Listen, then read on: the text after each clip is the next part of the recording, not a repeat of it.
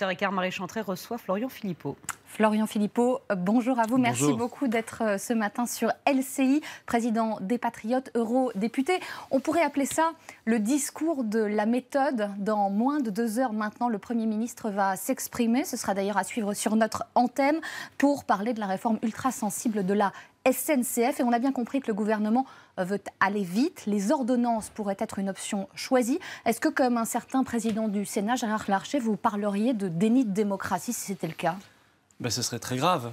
On n'imagine pas qu'une réforme aussi essentielle, qui touche quand même à l'aménagement du territoire, à la vitalité de la nation, au transport, puisqu'il s'agit du chemin de fer, et l'histoire du chemin de fer et de la France, c'est une très vieille histoire, se fasse comme cela, entre 2 portes par ordonnance. Enfin, c'est tout à fait choquant, mais il faut savoir pourquoi il le fait. Les ordonnances font partie de la Constitution, on le rappelle. C'est un argument d'ailleurs avancé par certains dans la majorité. Oui, mais ça les arrange de dire cela. Je leur rappelle que le référendum aussi appartient à la Constitution, qu'il est même à l'article 3, au tout début de la Constitution, et pourtant, ça ne les dérange pas de ne jamais en faire et même de cracher sur le référendum. Pourquoi ils font cela ? Pourquoi cette précipitation ? Et pourquoi ces orientations du tout libéral, de la déréglementation? Parce qu'ils ont l'Europe qui les pousse à le faire. Il y a une demande de l'Union européenne. Je dirais même il y a une exigence de l'Union européenne. Vous savez, il y a des directives qui sont votées régulièrement sur la destruction, sur les services publics, en réalité sur le démantèlement des services publics, et qui demandent à libéraliser. On l'a fait pour le gaz, l'électricité. Résultat, ça coûte 60% plus cher depuis qu'on l'a fait. Et là, ils veulent le faire, ils veulent finir de le faire pour le ferroviaire. Je rappelle qu'on l'a déjà fait pour le fret. Ça a fait plonger d'ailleurs la partie fret de la SNCF. Et là, nous allons finir de le faire, de faire le sale boulot. Donc il doit faire le sale boulot. Et il doit le faire très vite. Parce que le commissaire européen d'ailleurs presse, lui dit allez, vas-y, dépêche-toi. Tu es là pour cela et tu dois le faire. Et donc il le fait par ordonnance. Vous dites que le rapport Spinetta, sur lequel s'appuie d'ailleurs le gouvernement, veut détruire ce service public, cette grande entreprise publique qui est la SNCF. Aujourd'hui, il y a malgré tout des milliards d'euros de dettes. Comment juguler, comment faire avec ce service aujourd'hui, qui est un grand service, mais qui accuse de nombreuses pertes. Mais je rappelle d'abord que la SNCF fait des bénéfices depuis 2016. 2016 bénéfices, 2017 bénéfices. Et donc, on peut bien gérer, faire en sorte que ce soit mieux géré. Et il faut cet effort permanent de modernisation du service public, c'est une évidence, et d'investissement.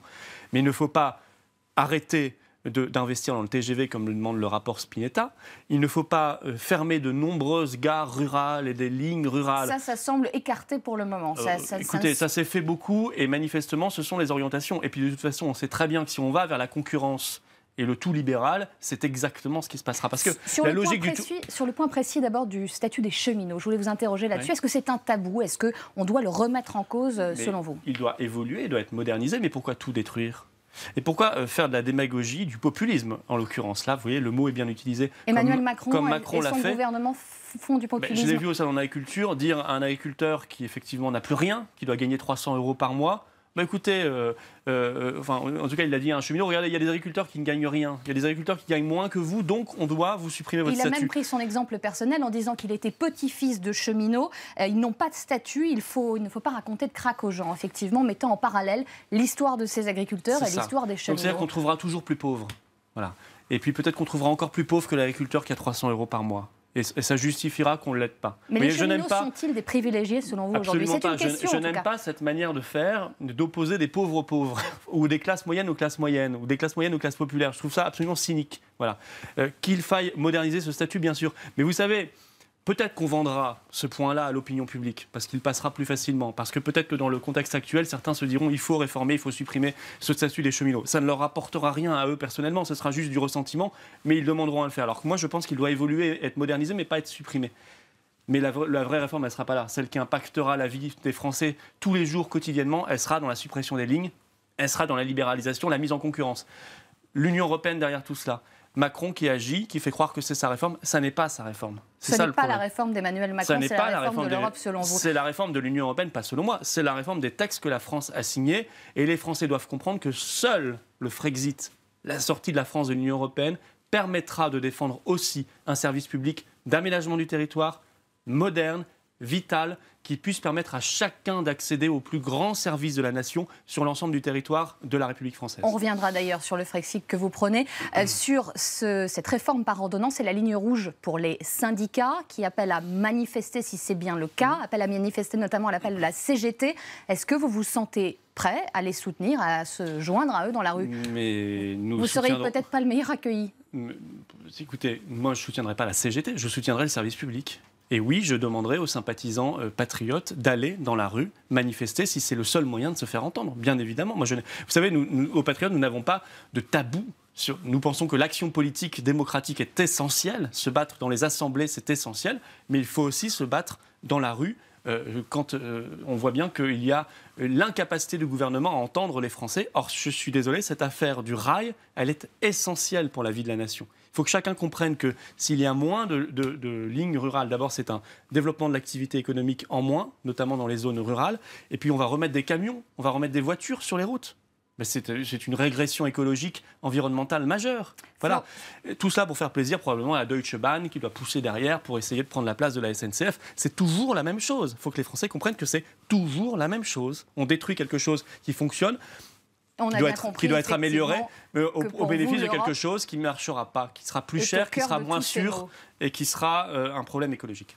Vous en parliez vous-même, la transition est tout trouvée du Salon de l'Agriculture. Justement, Emmanuel Macron y était ce week-end. Vous y serez demain, mardi. Est-ce que vous allez tenter de battre des records comme celui d'Emmanuel Macron samedi qui a passé plus de 12h30 sur place Non, j'y serai le temps nécessaire. Ça prend forcément du temps et c'est très bien. On rencontre du monde, on voit des exploitants, on voit des éleveurs. Je n'aime pas beaucoup cette espèce depuis quelques années là, de record. J'ai passé 12 heures et 10 minutes. Ah bah c'est bon, alors le prochain record c'est... Ça fait un peu ancien monde selon vous, peut-être c'est 12 heures à et 11 l'encontre minutes. de la nouvelle politique qu'ils ont Surtout, menée. je trouve pas ça ultra respectueux, moi, des agriculteurs. Je pense que, vous savez, passer du temps, si c'était pour ne rien dire et arriver avec une espèce de brutalité du langage, comme l'a fait Emmanuel Macron, où il n'avait rien à proposer aux agriculteurs, il peut y rester 24 heures. On peut rester 24 heures dans ces conditions, ça ne fera pas avancer la cause agricole d'un iota. Le Premier ministre je pense qu'il faut avoir des choses à proposer. 3 journées et vous croiserez peut-être demain Laurent Wauquiez d'ailleurs, qui sera aussi sur place. Très bien, eh bien on aura des choses à se dire. Oui. Et notamment, j'espère que Laurent Wauquiez n'aura pas l'outrecuidance de fustiger l'accord Mercosur, parce que vous savez qu'on est en train de... L'agriculture française s'inquiète beaucoup du nouvel accord de libre-échange avec les pays d'Amérique du Sud, le Mercosur. Donc qui Brésil, ouvre ce marché, effectivement, voilà, et permet 4 pays d'importer... d'Amérique du Sud. Alors, je voudrais quand même expliquer aux Français qu'est-ce que ça veut dire cet accord. Cet accord, c'est 30 000 suppressions d'emplois dans l'élevage français. Ça, c'est la Fédération nationale bovine qui le dit. 30 000. Est-ce qu'on a besoin de cette crise agricole en plus? Je ne crois pas. C'est vraiment de la basse qualité dans leurs assiettes. Il faut savoir que depuis 2017 au Brésil, il y a un énorme scandale de corruption avec des fonctionnaires d'État qui sont soupçonnés d'avoir fait passer en douce de la viande avariée, des tonnes de viande avariée à l'exportation. Emmanuel Macron l'a rappelé, il n'y aura pas de bœuf aux hormones en France. Mais Macron, il peut dire ce qu'il veut. Il y aura du bœuf aux hormones en France. Il y aura non seulement du bœuf aux hormones, mais il y aura des OGM. Il y aura de la viande avariée qui vient de ces filières de la corruption. Il y aura de la viande, excusez-moi, dégueulasse, des produits immondes. Et ça c'est l'accord Mercosur. Et Macron fait semblant de se battre, quoi qu'il a renoncé, puisqu'il maintenant il accepte cet accord. Mais là aussi, je le dis aux Français, cet accord il est négocié par les commissaires de Bruxelles, pas par M. Macron. Le gouvernement français ne sait même pas ce qu'il y a dans cet accord en temps réel. On a bien compris, Florian Philippot, que vous preniez le Frexit. Aujourd'hui, ces agriculteurs français, ils bénéficient d'aides européennes. La PAC est extrêmement importante pour eux. Qu'est-ce que vous leur proposez en échange si on sortait, si on arrivait à sortir de l'Union européenne comme vous le souhaitez? Une politique agricole française.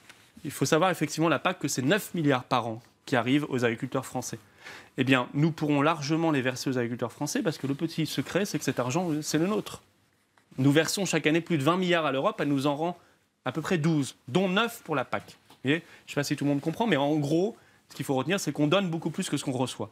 Donc si on sortait de ce système, on pourrait donner directement sans que ça passe par les commissaires, l'Europe de l'Est, les pays de l'élargissement, peut-être la Turquie ou les Balkans demain. Non, on pourrait donner directement de manière plus juste. Et il faut une politique de prix garanti. Il ne faut pas que des subventions. Qui est en train d'être mise en place, là aussi. Ah non, qui a été détruite, puisqu'on a supprimé les quotas laitiers en 2015, on a supprimé les prix garantis. Il faut aller vers les prix garantis, la qualité. La qualité, ça veut dire qu'il faut détaxer le bio. Aux Patriotes, nous proposons une détaxation progressive du bio. Et ça, vous le rappellerez demain, j'imagine, lors de votre visite du salon. Parce qu'il ne faut pas que ce soit réservé simplement à ceux qui ont les moyens de s'acheter de la qualité. Il faut que tout le monde puisse avoir accès à la qualité, y compris dans les cantines. Rapidement, juste, on apprend hier que Nicolas Hulot, ministre de la Transition écologique, ne viendra pas au Salon de l'Agriculture. C'est une dérobade pour vous? Oui, c'est une dérobade, alors qu'on peut parfaitement concilier écologie et agriculture. Ce que demandent d'ailleurs les agriculteurs, ce n'est pas de saccager la terre, saccager l'eau, saccager le bien-être animal. Au contraire, ils sont attachés à leurs bêtes. Il faut aller vers le bien-être animal. mettre des caméras dans les abattoirs, voir ce qui se passe, interdire l'abattage rituel, etc. Mais il faut aussi interdire la ferme des 1000 vaches, des horreurs comme cela.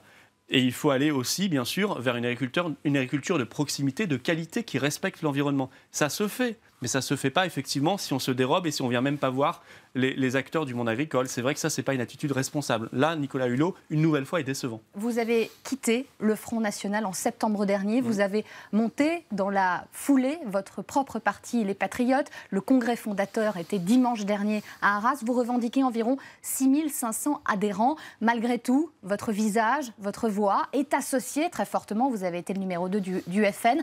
D'abord, j'aimerais vous interroger, avoir votre avis sur cette phrase ce matin du président d'honneur encore, Jean-Marie Le Pen, qui annonce qu'il n'ira pas au congrès du 10 mars prochain. On va d'abord l'écouter et on en parle ensuite. Je ne me rendrai pas à Lille parce que je ne veux pas me rendre, si peu que ce soit, complice de l'assassinat du Front National qui va s'y dérouler. Et donc, je demande à tous mes amis qui souhaitaient venir, je crois qu'il y en avait beaucoup qui souhaitaient venir à Lille pour me soutenir, je leur demande de ne pas le faire. Je n'irai pas à Lille. Vous n'irez pas parce que je ne veux pas être, si peu que ce soit, complice de l'opération de force qui a été annoncée par le secrétaire général, M. Briouat, qui a dit qu'il s'opposerait de vive force à mon entrée. Elle ne veut pas être complice d'un assassinat politique. Est-ce que ça vous inspire? Non, rien. C'est-à-dire que remplir, si vous voulez, l'actualité politique des méandres de la famille Le Pen, 3 Le Pen, qui en permanence s'envoient des invectives, se font des coups tordus, ça m'intéresse objectivement pas. Et je vais vous dire, je ne veux pas que le patriotisme français soit confisqué par cette famille. Et ça me gêne. Donc, ils font ce qu'ils veulent. La fille et le père n'arriveront jamais, finalement, à trouver une voie d'entente. Ça me paraît impossible. Peut-être que tout cela est entendu. Qu'est-ce que vous en savez? Peut-être que tout cela est entendu, puisque finalement, il n'y va pas, comme par hasard. Bon, enfin, tout cela n'a aucun intérêt. Vous croyez qu'ils alimentent ensemble un feuilleton? Je pense que le Front National est tellement mal en point, ne sait tellement plus ce qu'ils pensent sur rien. Il suffit de les entendre, par exemple, sur la question européenne. Ils ne savent plus s'ils sont pour ou contre. Donc, ils sont à moitié pour, à moitié contre. Nous, on est quand même clair sur le sujet. Que ça m'intéresse pas. Je pense que, honnêtement, moi, j'ai beaucoup de compassion pour les électeurs et les militants qui y sont encore ou qui y étaient, comme moi hier, ou il y a quelques mois, et qui voient ce gâchis. Voilà, je pense que le patriotisme français mérite bien mieux. Mérite qu'on se projette dans l'avenir, qu'on s'ouvre aux gens de droite, de gauche, du centre, et qu'on ne soit pas en permanence dans les invectives comme cela d'une famille qui a fait son temps. Les Patriotes, c'est votre nouveau parti. Votre ancienne patronne dit que vous n'avez pas d'espace politique. Qu'est-ce que vous lui répondez? Mais d'abord, personne n'est propriétaire des électeurs. Ce sont les Français qui choisissent. Voilà. Et moi, je suis persuadé que le patriotisme est majoritaire en France, qu'il y a une majorité de Français qui veulent se battre pour qu'on se protège des délocalisations, du commerce international déloyal, qu'on se protège sur la question migratoire, qu'on se protège sur la question écologique, qu'on aille de l'avant, sur la question démocratique. Politiquement exister parce que vous n'avez plus les moyens d'un parti tel que le Front National. C'est compliqué. Le premier des moyens, vous savez, pour un mouvement politique, c'est des idées, c'est d'avoir des convictions, une sincérité, une authenticité des convictions et des idées. Ceux qui étaient à Arras avec nous, c'était archi comble. On a fait salle comble, plus de 600 personnes pour le lancement. Je peux vous dire qu'ils ont vu que là, il y avait une espérance, une véritable espérance, qui puise ses forces, ses racines. Moi, dans le gaullisme, chacun vient avec sa besace, avec sa vie, avec ses envies, ses espérances, ses souffrances, son chemin de vie. C'est cela le patriotisme français. Et je me dis, demain, attendez, face aux grands enjeux écologiques, du numérique, demain, justement, de l'emploi, de la sécurité, du terrorisme islamiste, on a besoin d'avoir une voix forte de la France et d'avoir une politique patriotique forte et crédible, ce que n'offrent pas les autres mouvements politiques. Les échéances que vous vous donnez sont lesquelles politiquement? Les européennes, les municipales? Des candidats un peu partout, c'est votre souhait? Bien sûr, vous savez que Macron marchera avec En Marche pour l'Europe le 24 mars. Nous marcherons pour la France le 24 mars avec les patriotes partout en France. Ce sera un grand moment. Et puis les élections européennes, bien sûr, où nous proposerons clairement de sortir. Les Britanniques sont en train de le faire avec succès. Leur commerce international repart, leurs exportations repartent, leur chômage est à 4%. Ils sont libres. Nous, on veut aussi renouer avec la démocratie, redonner le pouvoir au peuple. Et que ce ne soit pas toujours les mêmes ou les lobbies financiers qui derrière décident à leur place, y compris qui décident ce qu'il y a dans leur assiette. Florian Philippot, merci beaucoup d'avoir été ce matin avec nous sur LCI.